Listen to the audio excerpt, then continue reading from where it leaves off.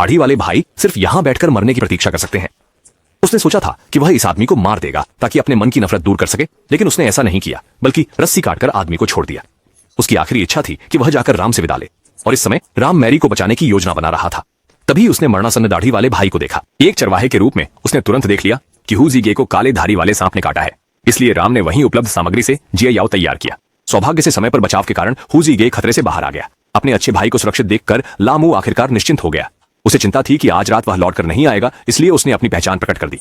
अगर आज रात वे मैरी को सफलतापूर्वक बचा सके तो उनके पास एक साथ खेलने का निश्चित रूप से मौका होगा। असल में लामू ही वह चरवाहा है जिसे वह ढूंढ रहा था। वह सोच भी नहीं सकता था कि जिसे पकड़ना है वह उसका अच्छा भाई ही है, और उसके पास भी अपनी मजबूरी है जिसे व्यक्त नहीं कर सकता। इस समय लाम और उसके साथी एक ट्रक चलाकर सीधे किले में घुस गए। आदमी ने तेजी से ट्रक पर लगे तिरपाल को हटा दिया। अगले ही पल राम मशाल लेकर 100 जानवरों के साथ नीचे आए। इस क्षण में सबको अंततः समझ में आ गया कि उसने जंगली जानवरों को पकड़ने का उद्देश्य क्या था।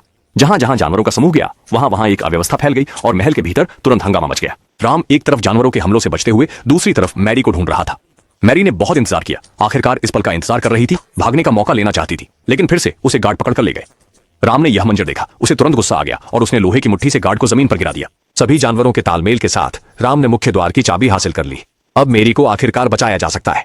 उम्मीद नहीं की थी कि ठीक इसी समय फूजी गेजिंगरन युद्ध रथ चलाकर लोगों को पकड़ने आया। राम सपने में भी नहीं सोच सकता था कि उसका अच्छा भाई वास्तव में एक पुलिस वाला है। पुलिस वाला होना तो ठीक है, लेकिन वह उससे दुश्मनी करने पर तुला है।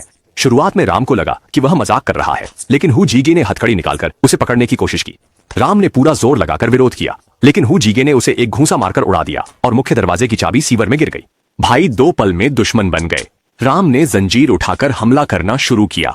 दोनों में जोरदार लड़ाई शुरू हो गई। तभी एक बाघ कूद कर आ गया।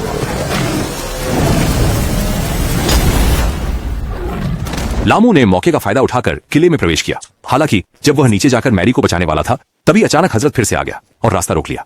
गुस्से में रैम ने मुट्ठी से एक के बाद एक मुक्का मारा ह्यूज के चेहरे पर। इसी बीच गवर्नर ने गन का निशाना मैरी पर साध दिया। रैम के पास कोई रास्ता नहीं बचा और उसे जल्द ही पकड़कर लाया गया। ह्यूज ने बड़ी उपलब्धि हासिल की और अंततः उस विशेष श्रेणी के अधिकारी के रूप में पदोन्नति मिली। अगले दिन गवर्नर सभी के सामने रैम को कोड़े मारने वाले थे, जब तक कि वे घुटनों के बल झुककर अपराध स्वीकार नहीं कर लेते, और कोड़े मारने का काम ह्यूज को सौंपा गया।